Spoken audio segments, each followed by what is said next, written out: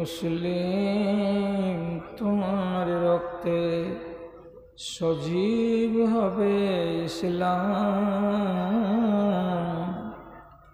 তুমি মরে গেলে জানিবে মরণে জীবিত তোমার নাম, জীবিত তোমার নাম।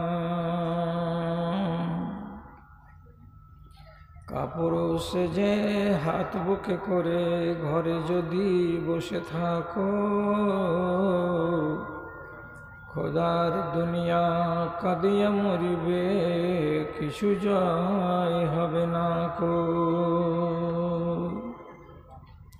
মনে বল করে উঠায় ধরো ফৌলাদি দুটি হাত, মনে বল করে উঠায় ধরো ফৌলাদি দুটি হাত। প্রতিজ্ঞা মতে স্বয়ং স্রষ্টা রহিবেন তোমার সাথ গো, রহিবেন তোমার সাথ।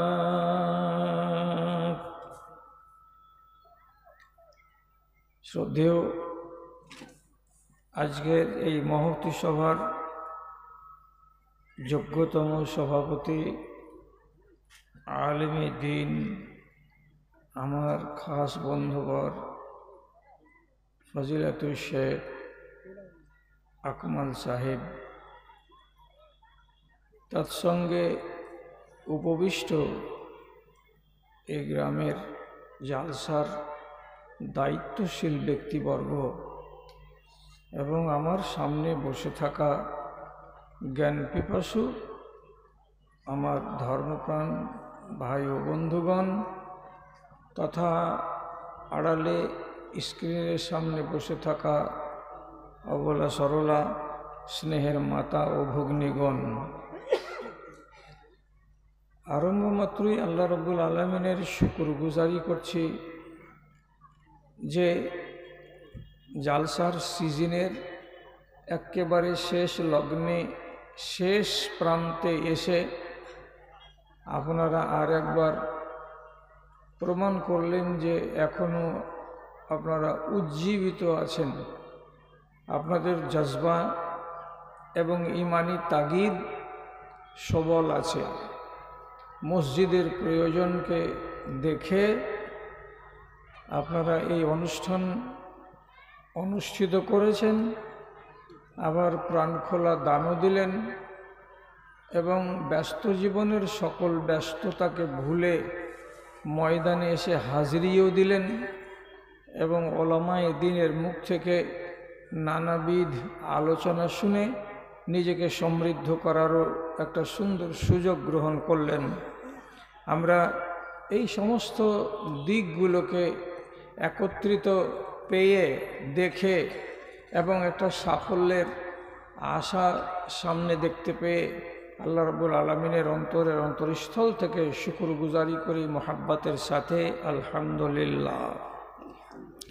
তারপরে তার আখেরি রাসূল রাহমাতুল্লিল আলামিন বিপ্লবী জননেতা জনাবে মুহাম্মদুর রাসূলুল্লাহ সাল্লাল্লাহু আলাইহি ওয়াসাল্লামের উপর শত সহস্র দরুদ ও সালাম বর্ষিত হোক। আল্লাহুম্মা সাল্লি আলাইহি, আল্লাহুম্মা বারিক আলাইহি।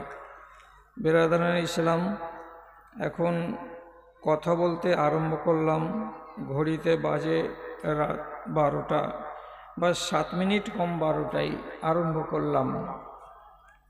আপনাদের এলাকায় হয়তো নিয়ম কানুনে একটু ফাঁকফোকর আছে, ঢিলঢাল আছে, আমাদের এলাকায় তাও নেই। অথচ কে কখন ভোট দেবে না দেবে দেরি আছে, তবুও এই রকমের অনুষ্ঠানগুলো বারণ করে রেখেছে, হচ্ছে না। টুকটাক যে হতো ছোটোখাটো হয়ে সেগুলো হয় না। তো যাক, আপনারা অনুমতি পেয়েছেন, জানি না কতক্ষণ, সেটা আপনাদের ব্যাপার। তো যেই সময়টুকু হাতে আছে সে সময়টুকুকে কাজে লাগাচ্ছি। কথা হলো, বর্বরতার অমানবিকতার চরম নিদর্শন আমরা শুধু কিতাবে পড়েছি, চোখে দেখিনি, পড়ে যেইটুকু অনুমান পাচ্ছি এইটুকু কম নয়। একটা বই আছে আরবি ভাষাতে, আল মাসাইলুল জাহিলিয়া আল্লাতি খালাফা ফিহার রাসূল। এই বইখানির ভেতরে 100টি অপকর্ম, অপসংস্কৃতি এবং মানুষের দ্বারাই তৈরি করা অনিয়ম, বিশৃঙ্খলা আলোচনা করা হয়েছে। শুনতে গেলে আর ওইগুলোকে জানতে গেলে মানে গায়ের লোম খাড়ো হয়ে যায় যে এগুলো কি মানুষ করে, না এগুলো মানুষের দ্বারাই করা সম্ভব। তথাপি মানুষ করেছে। এবং রাসূলুল্লাহর আবির্ভাব হওয়ার ঠিক আগে আরব জাহানে, বিশেষ করে ইয়ামান, মক্কা, মদিনা, হেজাজ, নাজদ, এই ভূখণ্ডগুলোতে যে সামাজিক রীতিনীতি বিরাজমান ছিল, সেই সামাজিক রীতি এবং নীতি যদি বহাল থাকতো তাহলে পরে ওই যুগের একটাও মানুষ আল্লাহ তাআলার জান্নাতের মুখ দেখতে পেত না।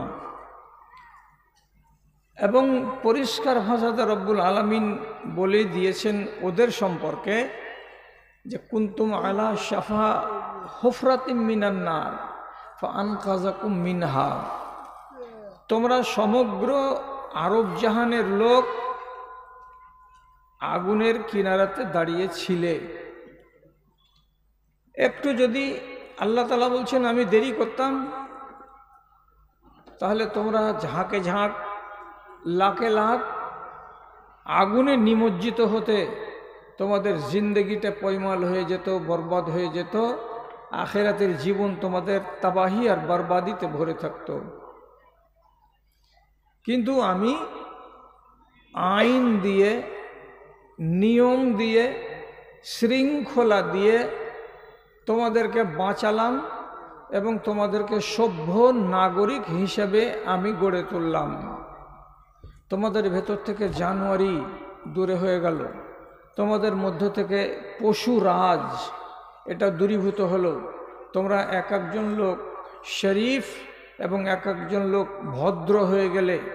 এমন ভদ্র হলে, এমন শরীফ হলে যে তোমাদের শারাফতকে দেখে বিশ্ব জাহানের অন্যান্য শক্তিরা মাথা নিচু করে দিয়ে বলে, আর মাঠে ময়দানে দেখা হতে গেলেই এক বাক্যে বলে দিতে পারে এটা মুসলমান। মুসলমান ছাড়া এত বড় লোক কেউ হয় না, মুসলমান ছাড়া এত ভদ্র কেউ হয় না, মুসলমান ছাড়া এত সভ্য কেউ হয় না। কি দিয়ে হয়েছিল এটা? একমাত্র হয়েছিল আল্লাহর কানুন দিয়ে। কানুনে ইলাহি এলো, দেশের ভেতরে শান্তি প্রতিষ্ঠা হলো। আবার আল্লাহ রাব্বুল আলামিন এই সাজানো গোছানো দুনিয়াটাকে কিয়ামতের আগে একে তাহাস নাহাস করে দেবেন, বরবাদ করে দেবেন, শেষ করে দেবেন, কিছু রাখবেন না। এখন যদি দায়টা আল্লাহ নিজের উপরে রাখেন, আমার দুনিয়া আমি বরবাদ করে দিলাম, তাতে তোমার বলার কি আছে? এটা সম্ভব। কিন্তু আল্লাহ রাব্বুল আলামিন বলছেন আমি যেই জিনিসটাকে গড়েছি সে জিনিসটাকে আমি ভাঙব না, যতক্ষণ পর্যন্ত বানি আদম নিজে নিজের হাত দিয়ে না ভাঙবে, সেই রকম পজিশন তৈরি না করে দেবে বানি আদম, ততক্ষণ পর্যন্ত এটাকে ভাঙা হবে না। তাহলে এই দুনিয়াকে বরবাদ করা, এই দুনিয়ার মানব জীবনে যে সমাজ ব্যবস্থা আছে, এই সমাজ ব্যবস্থাকে সম্পূর্ণরূপে উল্টিয়ে পাল্টিয়ে দেওয়া এবং সবশেষে দুনিয়াটাকে বিরান করে দেওয়া, এটার দায়িত্ব সব আমাদের নিজের উপরে। আমাদেরকে এই দায় নিতে হবে। যখন দুনিয়াতে ডেকে আনবো অশান্তি, দুনিয়াতে যখন ডেকে আনবো অনিয়ম, দুনিয়াতে যখন আমরা আল্লাহর কানুনকে বুড়ো আঙুল দেখিয়ে নিজের কানুনকে বলবৎ করার চেষ্টা করব, তখন বিশৃঙ্খলা তৈরি হবে। এবং এই বিশৃঙ্খলা এত জঘন্য আকার ধারণ করবে যে শেষ পর্যন্ত এই পৃথিবীটা আর মানুষের বসবাসের যোগ্য হয়ে থাকবে না। তখন আল্লাহ তাআলা বলছেন দুনিয়াকে বরবাদ করে দেওয়া হবে। কোরআনে আল্লাহ তাআলা সূরা রুমে বলছেন, জাহারাল ফাসাদু ফিল বাররি ওয়াল বাহরি বিমা কাসাবাত আইদিন নাস। চোখ দিয়ে দেখো যারা জ্ঞানী মানুষ, তারা ডাঙায়, টাউনে, বাজারে, বাগানে, হাটে, ঘাটে, মাঠে, যেখানেই নজর দিয়ে দেখো দেখতে পাবে ফাসাদ, বিশৃঙ্খলা। তারপরে আবার আল্লাহ বলছেন নদীতে নজর দাও, সমুদ্রে নজর দাও, পানিতে নজর দাও, সেখানেও তোমরা দেখতে পাবে দাঙ্গা, ফাসাদ, লড়ালড়ি, শক্তি দেখা দেখি। তাহলে তোমরা কি করেছো বানি আদম? ডাঙাই যেখানে সেখানে এবং পানিতেও সর্বত্র যেখানে সেখানে তোমরা দাঙ্গা শুরু করেছো, ফাসাদ শুরু করেছো। আর এই ফাসাদ শুরু করে তোমরা আপোষের ভেতরে শত্রুতাকে বাড়িয়ে তুলেছো, আর নিজের স্বার্থকে বাঁচাবার জন্য একজন আরেকজনের বিরুদ্ধে অস্ত্র ধরেছ, জীবনে মেরে দেওয়ার জন্য পালা করে বোম ব্যবহার করছো আর অস্ত্র ব্যবহার করছো, করে তোমরা নাকানি চুবানি খাচ্ছ দুনিয়াতে। তোমাদের এই বিশৃঙ্খলা এবং অশান্তি ডাঙার এবং পানির আস্তে আস্তে আস্তে আরো ভয়ানক রূপ নিয়ে নিবে। আর যেদিন ভয়ানক রূপ নিয়ে নিবে সেই দিন আল্লাহ রাব্বুল আলামিন বলছেন দুনিয়াকে শেষ করে দেওয়া হবে, দুনিয়া অযোগ্য হয়ে যাবে, বসবাসের আর যোগ্য থাকবে না। এবার আল্লাহ তাআলা কিছু লক্ষণ বললেন এই দুনিয়াকে বরবাদ করার আগে। ভাইরা আমার, এই এলাকার লোক আপনারা ওয়াজ শুনে শুনে অনেক নিজেদের আকলকে রৌশন করে নিয়েছেন। একটা কথা শুনেন, সেটা হলো এই,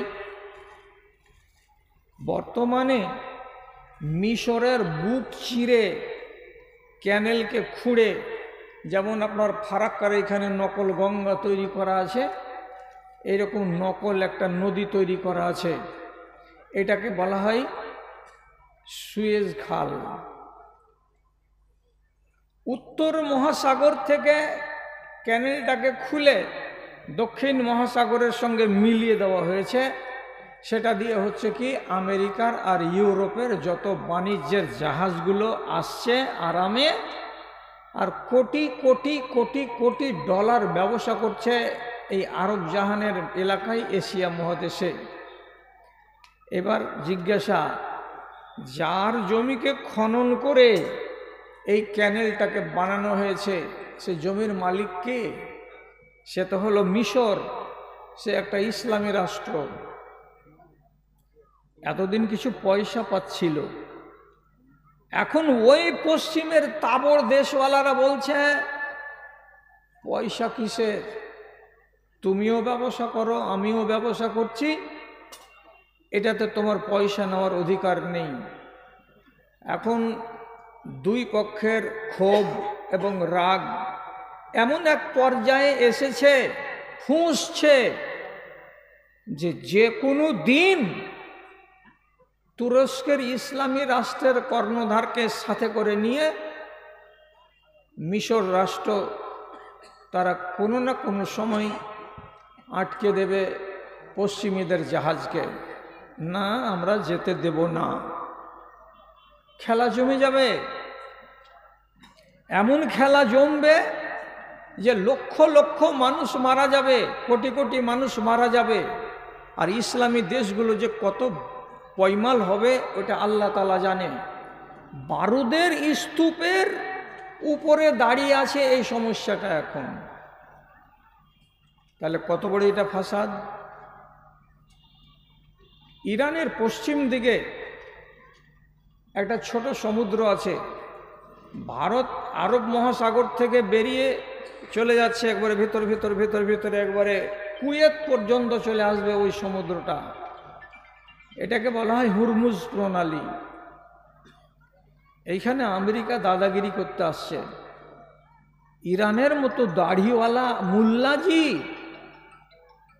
এরা নিজেদের নৌবহরকে খাড়ো করে রেখে দিয়ে স্পষ্ট চ্যালেঞ্জ করে দিয়ে বলছে, এখানে যদি বেশি মাতব্বরি করো তো তোমার নৌবহরকে আমরা দিনে দুপুরে উড়িয়ে গুঁড়া করে দেব।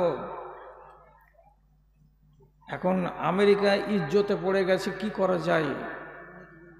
এক বিশ্ব এর পিছনে আর এক জাহান ওর পিছনে, লড়বার জন্য দুটো দল একদম প্রস্তুত হয়ে আছে মুখোমুখি হয়ে।